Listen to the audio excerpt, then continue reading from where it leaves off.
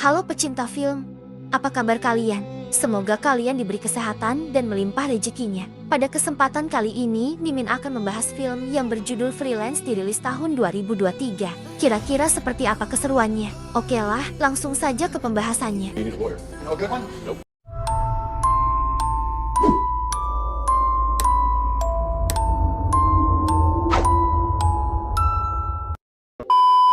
Kisah akan berfokus pada seorang pria bernama Mason yang sejak kecil sudah punya jiwa penolong dengan membantu temannya yang sedang mengalami dibully.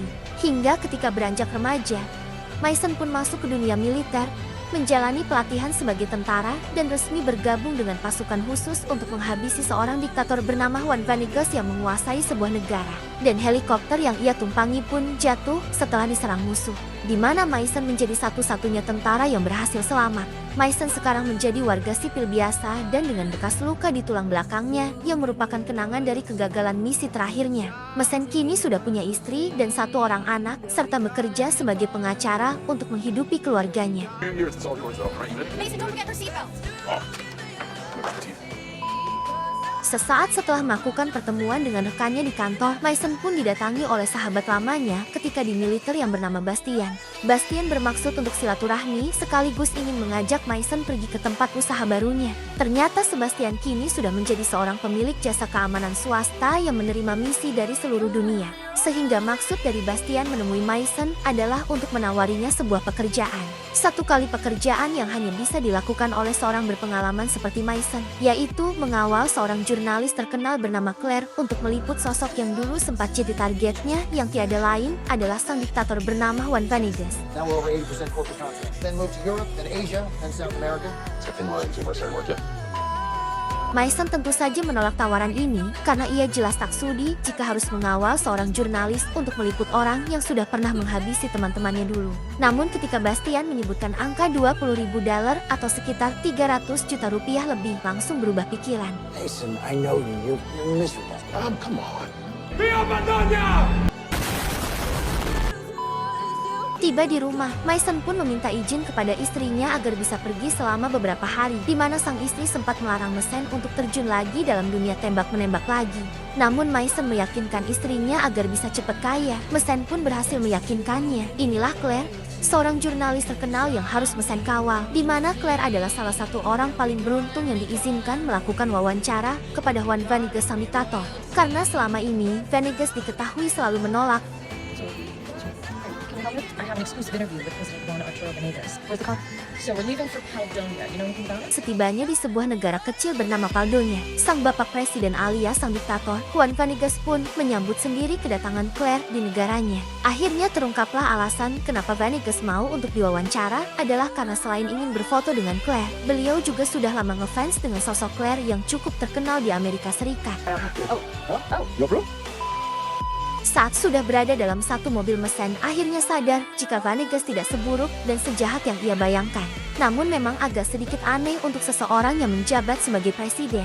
Venegas pun membawa Claire menuju pedesaan untuk diperlihatkan berbagai properti yang ia miliki. Yang setelah 3 jam melakukan perjalanan non-stop tanpa ngetem, Mason cukup dibuat jengkel ketika Venegas tidak menawari minum, bahkan minum berdua dengan Claire tepat di hadapannya. Satu mobil pengawal pun meledak oleh tentara bayaran, disusul dengan serangan dadakan yang juga berhasil menghabisi pengawal di belakang. Sehingga Mason yang menjadi harapan terakhir pun harus membuat Claire dan Venegas tetap selamat. Dan inilah yang ia lakukan.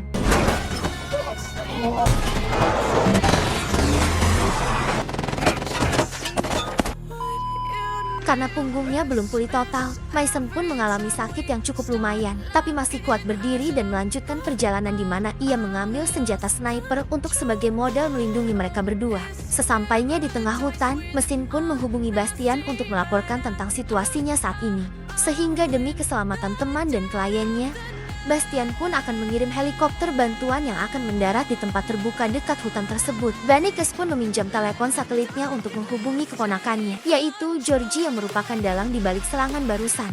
Georgie dan si jenderal yang merupakan pimpinan tentara negara ini pun telah bekerja sama dengan pihak luar untuk melakukan kudeta atau mengambil alih kekuasaan yang selama ini terus dikuasai oleh Venegas. Alih-alih akan mengantarkan Venegas ke ibu kota untuk ke istana kepresidenannya, Mason memilih untuk mendatangi lokasi penjemputan dan membiarkan Venegas pulang sendirian. Yang setibanya Mason dan Claire di titik penjemputan, muncullah sebuah helikopter yang menurunkan 2 tentara bayaran yang ternyata bukan untuk mengevakuasi mereka berdua. Ketika Mason harus melindungi Claire dari serangan helikopter, hingga Mason akhirnya menemukan tempat sembunyi yang aman dan mulai membidik helikopter tersebut. Inilah yang terjadi.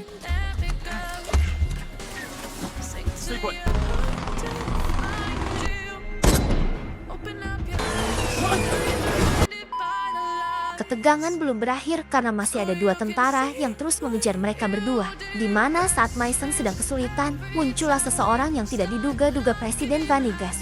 Beralih ke lokasi helikopter jatuh, kita akhirnya akan melihat otak utama di balik kudeta yang dilakukan oleh Georgie, yaitu seorang mantan kolonel Rusia bernama Kolonel John yang berambisi untuk menguasai bahan tambang melimpah di negara ini dengan cara membantu Georgie menjadi presiden baru agar mendapat izin untuk menambang sumber daya alam di negaranya sendiri.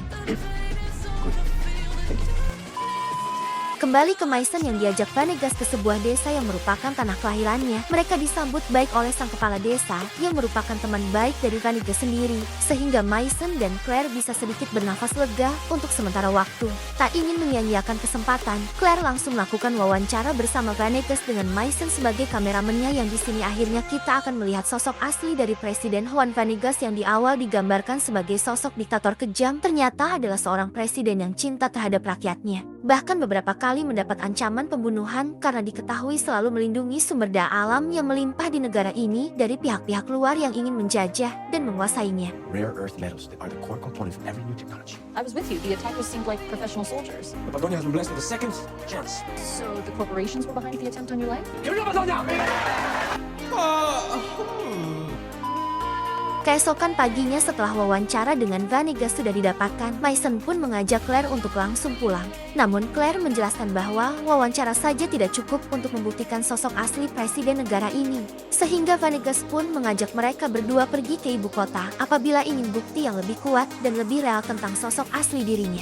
Tak lama Bastian pun menghubungi Mason untuk memberitahu tentang klien baru yang membayar mereka lebih untuk menghabisi Venegas, di mana klien itu ternyata adalah Georgie dan si jenderal yang berani membayar mahal asalkan Mason dapat segera menghabisi Venegas, sehingga Mason pun dengan cepat mengambil pistolnya. Mason nampaknya masih kasihan dengan Venegas dan tidak jeti menghabisi Venegas. Tak lama muncullah rombongan si Kolonel John yang datang untuk mencari Venegas dan sempat menghajar si kepala desa agar ia mau keluar.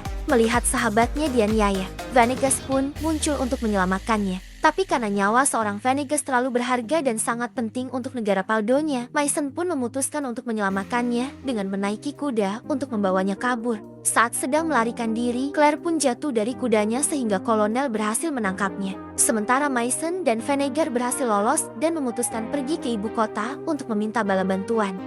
Marco, you clear? Love is better.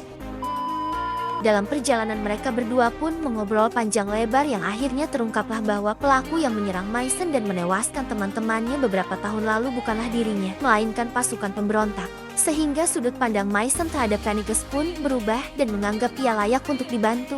Setibanya di ibu kota, mereka berdua pun bersembunyi di sebuah gereja, di mana Mason mencoba menghubungi Bastian untuk menceritakan tentang sosok Venegas yang seorang presiden baik yang hanya sedang berusaha membelah tanah airnya sendiri. Sehingga Mason memohon dengan sangat agar Bastian menolak kontrak pekerjaan dari pihak Georgie dan si jenderal. I cut ties with South Africans. I'm gonna make this go away. Killing me right now. My word's sick about you. You still with the nigga? Keesokan paginya, Venegas menghubungi teman lamanya bernama Subur yang merupakan koordinator masa pendemo, di mana Venegas meminta bantuan Subur untuk menyelamatkan Claire dengan cara menukarkan dirinya sendiri demi keselamatan si Claire. Mason terlihat sudah berada di lokasi pertukaran yang tak lama muncullah rombongan si kolonel dan pasukannya, di mana Mason dan si kolonel sempat bersitegang saling menodongkan pistol satu sama lain. Namun Mason tak bisa berbuat apa-apa. Setelah Claire diancam akan dihabisi, muncullah Presiden Venegas bersama ratusan pendemo yang sudah diatur Subur agar datang menyerbu tempat ini. Sehingga si kolonel dan pasukan pun dibuat bingung sampai-sampai tak menyadari jika Claire dan Presiden Venegas juga sudah hilang dari lokasi tersebut. Venegas membawa Mason dan Claire memasuki sebuah jalur rahasia tembus langsung ke istana kepresidenan yang memang dibuat khusus untuk keadaan darurat. Yang sesampainya mereka di ruangan pribadi milik presiden, di situ sudah ada si Georgie sedang selfie. Meski sudah dijahati oleh keponakan sendiri, Venegas dengan santai memaafkan perbuatan Georgie terhadapnya. Karena sejatinya Georgie hanyalah seorang anak polos yang sedang dipengaruhi oleh si jenderal dan si kolonel. Tidak lama si jenderal tiba-tiba muncul, sehingga baku tembak pun tak terhindarkan.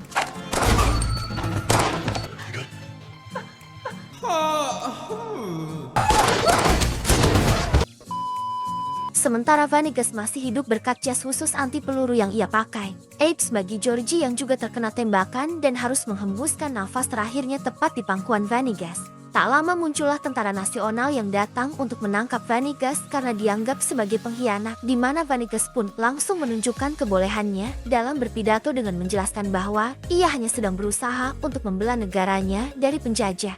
Di mana saat para tentara ini mulai sadar dan memihak kepada presiden mereka sendiri, muncullah si kolonel dan pasukannya hingga terjadi baku tembak. Por esta tierra. Llegó el momento de luchar. Luchen.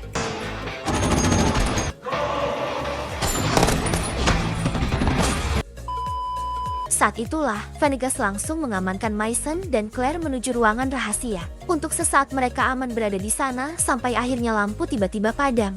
Mereka bertiga pun tidak punya pilihan lain selain keluar dan kembali harus berhadapan dengan si kolonel yang sudah menunggunya di luar sana. Dan Yamesen pun nyaris mau terkena ledakan di mana ia akhirnya terlibat duel 1 lawan 1 dengan si kolonel. Ia pun berhasil mengalahkan si kolonel dengan sedikit bantuan dari si Claire. Setibanya di luar istana, para tentara nasional terlihat sedang memerangi para tentara bayaran yang dibawa oleh si kolonel, yang karena jumlahnya sangat banyak, para tentara nasional pun terlihat sangat kewalahan hingga Mason pun memutuskan untuk turun tangan memberikan bantuan. Saat itulah muncul Sebastian dan pasukan jasa keamanannya yang tentunya punya senjata lebih modern dan perlengkapan yang memadai, hingga para tentara bayaran pun berhasil dipukul mundur dan memberikan kemenangan untuk tentara nasional negeri Paldonya.